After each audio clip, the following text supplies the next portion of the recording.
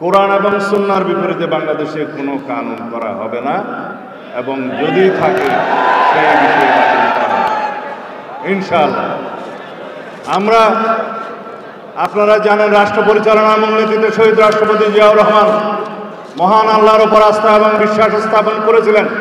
প্রস্তাবনায় এবং রাষ্ট্র পরিচালনার মূলনীতি অনুচ্ছেদ 8-এ সেইটা আওয়ামী ফ্যাসিস্ট গোষ্ঠী সংবিধান থেকে উচ্ছেদ করে দিয়েছিলেন, আপনারা জানেন।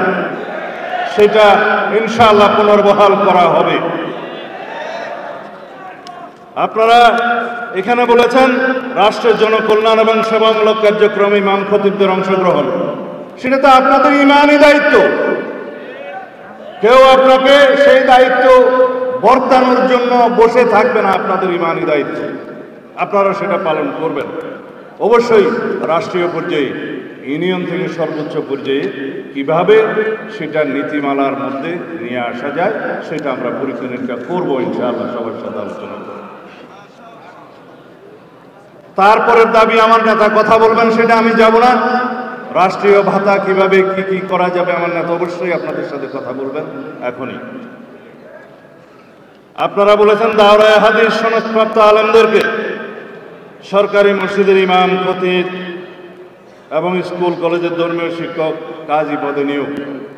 এগুলো যদি নীতিমালা এবং আইন কানুনে স্পষ্ট উল্লেখ না থাকে, সেগুলো জাতীয় আপনাদের সকলের সাথে আলাপ আলোচনা করে কিভাবে নীতি প্রণয়ন করা যায়, আইন প্রণয়ন করা যায়, সেই বিষয়টা আমরা অবশ্যই সেটা আবশ্যিকভাবে দেখবো ইনশাআল্লাহ।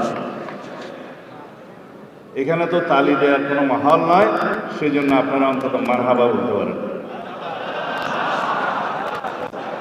বলেছেন ওয়াকফ সম্পত্তি অপব্যবহার রোধে, এগুলো বাংলাদেশের বিদ্যমান ওয়াকফ প্রশাসন এবং ওয়াকফের যে আইন কানুন আছে সেখানে প্রয়োজনীয় সংশোধনী আনার জন্য অবশ্যই পরীক্ষা নিরীক্ষা করতে হবে। এখন এখানে যদি আমরা বলি অথচ আইনে ইতিমধ্যেই আছে, সেই বিষয়টা অশুদ্ধ হয়ে যাবে। এখানে যেহেতু ওয়াকফ স্টেট এবং ওয়াকফ সম্পত্তি, এটা ধর্মীয় আইন, এটা কিভাবে সুচারুরূপে পরিচালনা করা যায়, বাস্তবায়ন করা যায়, সেখানে ধর্মীয় নেতাদের, ইমাম খতিবদের কিভাবে অংশগ্রহণ নিশ্চিত করা যায়, সেটা অবশ্যই দেখা হবে ইনশাআল্লাহ।